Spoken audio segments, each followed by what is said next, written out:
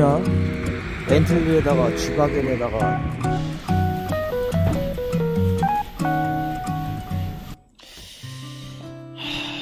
빨래를 안 하려고 했는데 양말이 다 떨어졌다.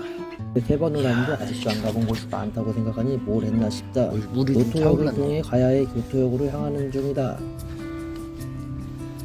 자, 오늘은 교토에 있는 어디야, 이라샤이 야마인가? 이라샤이 마스인가? 거기에 있는 치쿠린 대나무 숲을 가보겠습니다.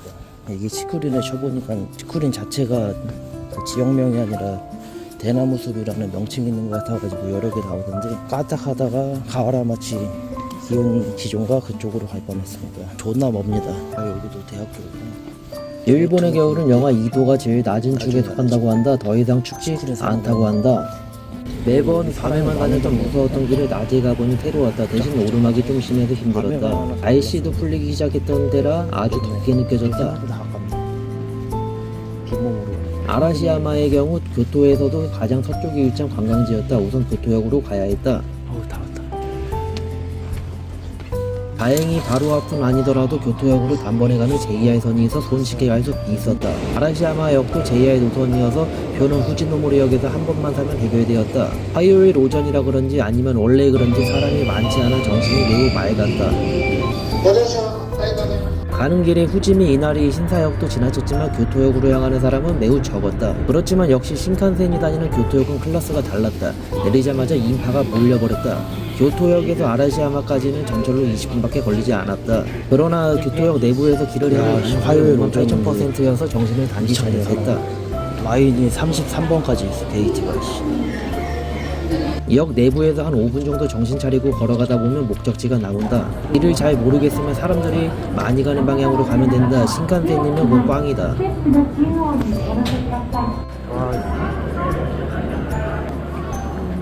오사카와는 달리 서양형들이 참 많이 보였던 교토였다. 대신 번화가에만 많았다. 일본 전철이 장거리 운행선의 경우 종류가 너무 다양했는데 다행히 노선이 하나였다.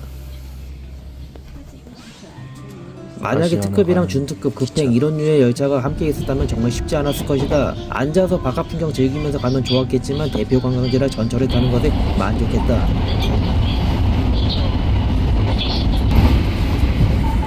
아라시야마 가는 사람들이 갑자기 우르르 내린다 싶으면 그곳이 관광지일 확률 58,000%이다. 처음에 내리지 않는 갯길을 부렸다가 전철이 출발하기 전에 보다보다 뛰어내렸다. 많은데 따라가면 길. 아라시야마는 역에서 내려서 10분 정도 걸어야 했다. 가는 길은 매우 번잡했다. 내가 있던 데가 시골이 아니었구나. 관광지 특성상 사람도 매우 많을 것 같아 겸사겸사 편의점에서 식사와 화장실 모두 해결했다. 모든 관광지가 그렇지만 교토의 관광지는 정말 날씨가 좋을 때 와야 한다. 정말 후회를 한다. 여름에 오는 것도 좋지만 여름에 온다면 여유를 즐길 체력이 과연 남아있을지 고민을 해야 된다. 봄, 가을이 제일 좋긴 한데 그 계절의 물가는 상상을 아득히 뛰어넘어버려 쉽지 않다. 거기다가 여름의 교토는 일본 내에서도 가장 더운 축에 속한다고 하니 꼭 참고해야 한다.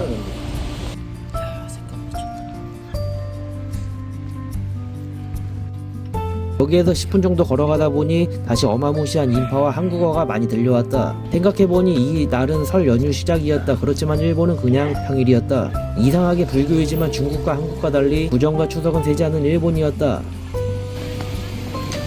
관광 중국인이 엄청 많네. 아라시야마 첫 느낌은 조금 한적한 기온시조의 느낌이었다. 그렇지만 후린으로 들어가는 입구에 들어선 순간부터는 쉽지 않은 상황이 발생한다. 가장 몫이 좋은 골목길이라 그런지 이곳에도 길거리 음식이 바글바글했다. 광고를 신기하게 파네.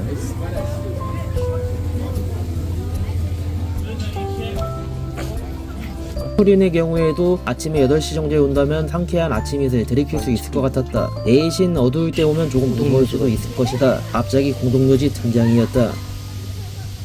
밤에 오면 무섭겠다.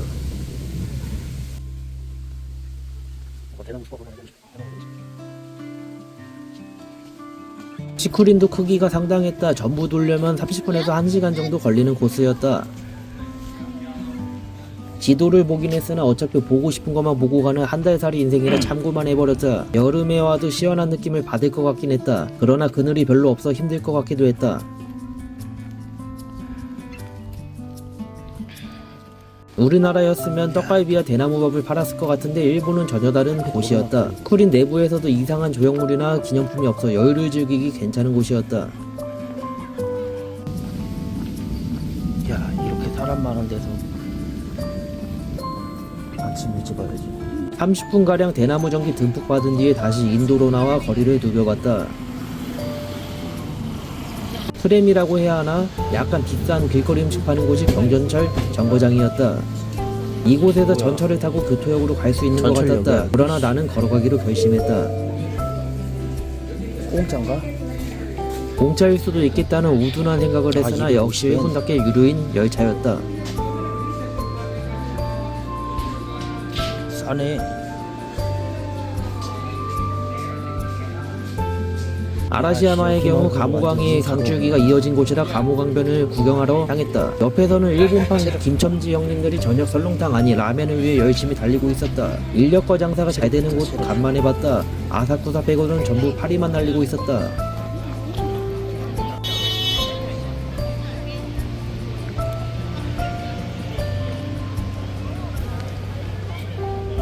겨울이라 좀 추운 감이 있긴 했으나 해가 중천에 떠서 버틸만한 날씨였다. 여름에 여자친구랑 온다면 동파변에저로 아주 즐거운 여행을 할 수 있을 것 같은 곳이었다.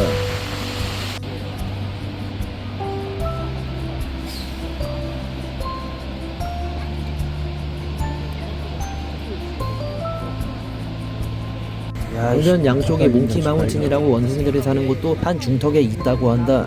나는 가보진 못했지만 원숭이들과 인연을 맺을 수 있는 곳이라고 하니 가볼 만한 것 같다. 대신 단점이 강변다리의 길이 좁은데 질서가 아예 없어서 다니기 좀 힘들었다. 니네 작가는 새벽에 안 가면 못 가겠네. 아라시야마에서 교토역도는 숙소까지 걸어가는 것을 목표로 중간에 보급을 한번 했다. 역시 맥스벨루가 가성비였다면 이온마트는 조금 퀄리티가 올라가는 곳 같았다. 일본의 카레 고로케는 한국의 아비코 카레보다도 녹진한 카레가 들어가 우마이 그 자체였다.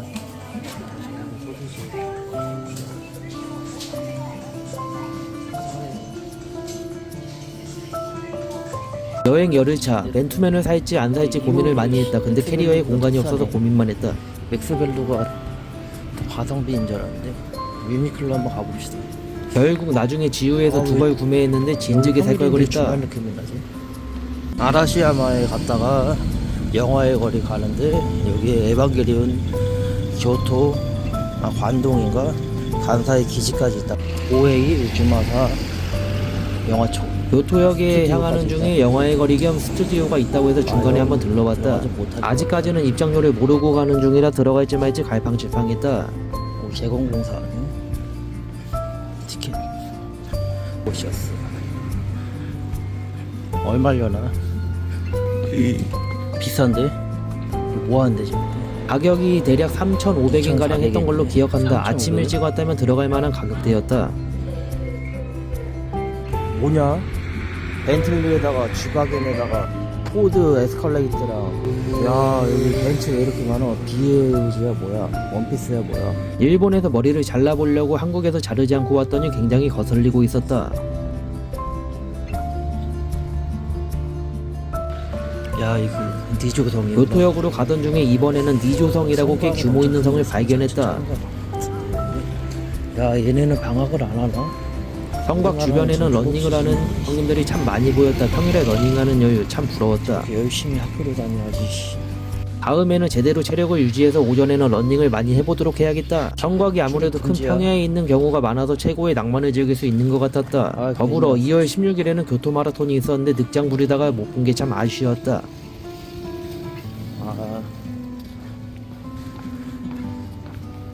반대쪽으로 가야 돼. 성마다 차이가 있었으나 니조성의 경우 성에 들어가는 입장료가 있는 곳이었다. 800엔. 그동안 다녔던 성들 중에 입장료가 비싼 축에 속했다. 시간이 30분가량 남아 그냥 지나쳤다. 들어갈까? 멀찌감치 가진 자들의 표정과 성 내부를 조금 보면서 대리만족하며 다시 교토역으로 향했다. 저녁 시간대가 되니 날도 슬슬 추워지고 있었다. 기온은 낮았지만 바람이 드셌다. 여긴 안 되네. 기온지조 외에도 큰 상점가가 있는지 처음 알았다. 새로운 곳을 발견하는 것, 그것이 바로 도보 여행의 장점이라 조금 고생하더라도 도보 여행을 멈출 수가 없다.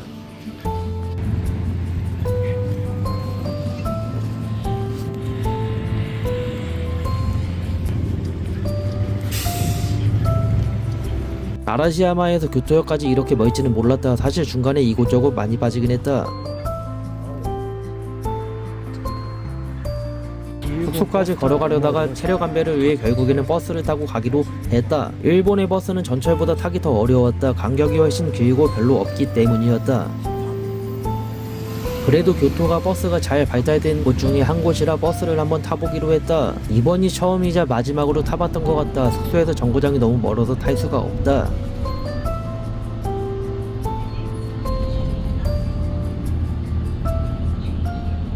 원래는 일본에서 초코제비나 헬스장 등록을 해 다니려고 했는데 한 달에 13만 이상이라고 해서 마음만 먹고 정작 가지는 못했다. 대신 거의 매일같이 마트 마감떨이 음식으로 일본 서민 체험 제대로 하고 왔다. 유명한 로피아도 한번 가보고 싶었으나 아쉽게도 로피아가 너무 멀리 있어서 가보진 못했다. 다음 여정에서 후쿠오카나 다른 지역에서 로피아로 하루 버티기 챌린지 해봐야겠다. 실로이 집에 거리가 정말 고요했다. 그런데 숙소에 들어가면 너무 고요해서 혼자 있기 무서울 정도였다.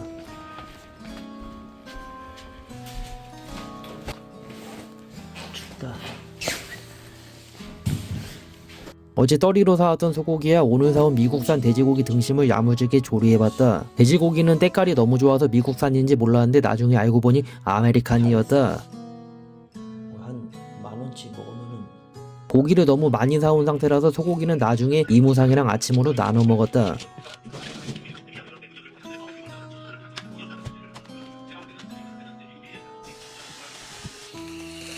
일본산인지 알고 돼지고기를 좀 들이켜 먹었는데 지금이라도 구충제를 먹어야 되나 싶다. 근데 내가 먹어본 등심 중에 가장 맛있게 먹은 등심이었다. 아마 최상급이었나 보다. 소고기는 첫날에 맥스밸류에서 사온 쯔유 소스로 조리해서 규동 스타일로다가 한 그릇 했다. 가스레인지에 센서가 달려서 화력이 도중에 약해져 먹기는 좀 어려웠다.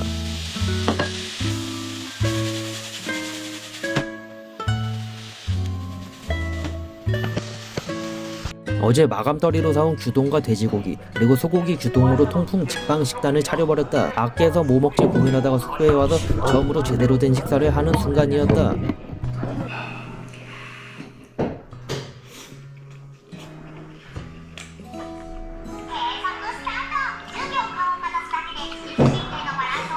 많이 집적됐나? 그러니까 이제 이 여자가 좀 욕을 하면서 비웃으면서 이제 식빵을 생가를 풀스윙으로 이제 뛰어가지고 바람을 좀 자취 짬바가 있다 보니 설거지도 순식간에 해버렸다. 사실 추워서 좀 서둘렀다.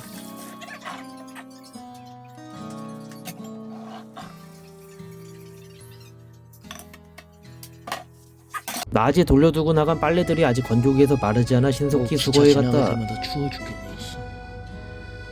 무섭다 무서워. 빨래하는 게 이렇게 무서운 거냐. 씨. 빨래가 끝났다. 이런 빨래는 처음 해본다. 일본 집의 최대 장점 겨울에 방이 건조하다. 그래서 빨래가 굉장히 빨리 마른다는 점을 발견하는 순간이었다.